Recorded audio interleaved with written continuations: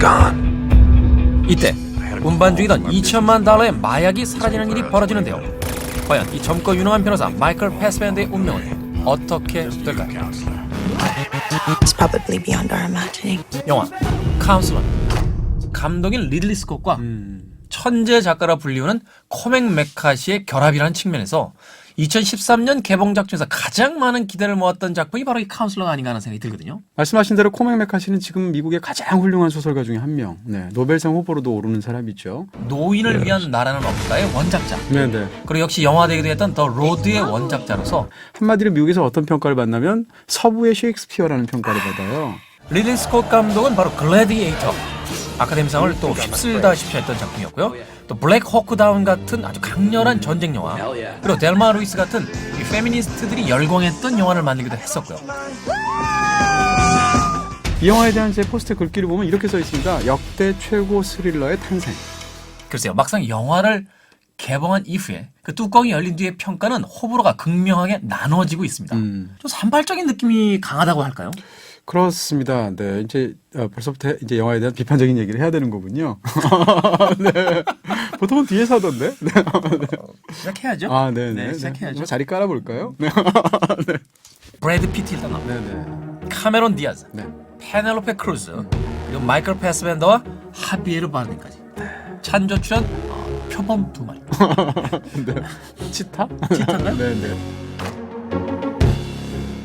근데 이 영화를 보러 가시면 사실 관객들이 보시는 영화는 굉장히 철학적이면서 난해하기도 하고 대사는 엄청나게 많고. That's not what greed does. That's what greed is. You are the world you have created. And when you cease to exist, this world that you have created will also cease to exist. I think truth has no temperature. 배우들의 일방적인 어떤 연설 같은 그 대사들이 그렇습니다. 끊임없이 나가게 되니까 듣는 입장에서는 좀 지루해져 버린 뭐 그런 느낌도 분명히 있는 것 같습니다. 네, 꼭 받아 적어야 될 것 같죠. 대사들을 들으면. 그렇죠. 네. 뭐라고 그럴까요? 의미의 과잉에 체하는 것 같은 느낌. 의미를 제대로 소화불량 때문에 소화를 시키지 못하는 느낌이 들어서 영화를 다 보고 나면 멍하게 되는 거죠. 근데 이 영화는 노인을 위한 나라는 없다와 비교하면 굉장히 잘 이해가 되는 카운슬러 영화예요.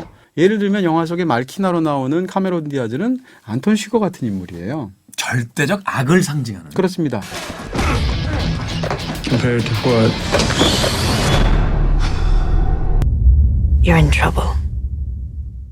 카메론 디아즈는 여기서 어떻게 보면 일종의 인격 같은 개념 같은 걸 연기하고 있기 때문에 처음부터 끝까지 표정 변화가 없죠. 근데 그것이 오히려 관객을 굉장히 이렇게 후덜덜하게 만드는 면은 충분히 있습니다. 또 하다못해 영화 속에서 브래드 피트는 이쪽 영화에 나오는 우디 헤럴슨하고 비슷해요. 그러네요. 네, 카우보이 모자까지도 비슷합니다. 뭐 그야 이제 우연이겠지만. 그리고 또 재밌는 것은 이 배우들과 관련해서 리들리 스콧과 배우들 중에서 브래드 피트가 무려 22년 만에 만났다는 거예요. 아, 브래드 피트가 그러고 보니까 델마 루이스를 통해서 그렇습니다. 전 세계 네. 영화 팬들에게 자신의 스타성을 알리기 시작했었죠. 네네.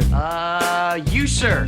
Yeah, you do the honors. 극 중에서는 엉덩이가 예쁜 남자라는 호칭으로 나오게 되는데 그 영화로 사실은 브래드 피트가 스타덤에 처음 오르기 시작했거든요. 그래서 그런지 몰라도 그 영화가 개봉된 이후에 그 역할을 원래 뭐 조지 클로니가 맡기로 했었다, 누가 맡기로 했었다라는 또 헐리우드 통신의 그 루머들이 굉장히 많이 돌아다녔었어요. 네네. 그런 측면에서도 22년 만에 두 사람이 만났다는 것도 흥미로운 일이죠. 젊을 때 좀 앙금이 있었나 봐요. 헐리우드에서 이 정도 사이즈면 네. 그래도 한 10년에 한 번쯤은 만났어야 되는 거 아닙니까? 돈 문제야. 네. 돈 문제? 네, 돈 문제예요.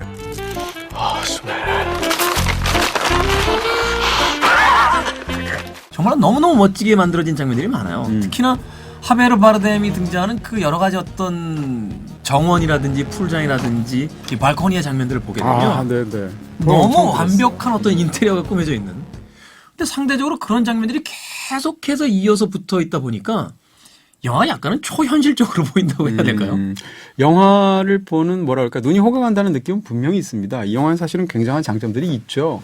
오토바이를 타고 마약을 운반하는 사람이 나오죠. 근데 그 사람을 정교한 어떤 그 사전 계획 끝에 해치우는, 어떻게 보면 둘 다 중요한 인물들은 아니에요. 그럼에도 불구하고 그 장면을 보시게 되면 올해 손꼽을만큼 무시무시한 장면인 것 같아요. But for those with the understanding that they're living the last days of the world. 근데 이제 영화에서 더 인상적인 것은 카메론 디아즈와 관련된 차죠. 네, 더 자세히 말씀드릴 수가 없고요. 네. 그런 차도 보시게 되면 처음에는 차를 보다가 나중에 이제 카메론 디아즈를 보게 되는데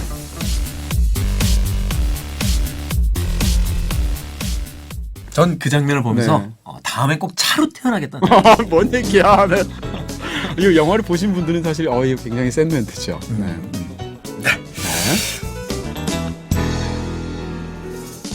아주 훌륭한 감독의 그냥 상대적으로 덜 좋은 작품을 보는 재미거든요. 차라리 실망할지언정 리들리 스콧의 영화를 보겠다. 네.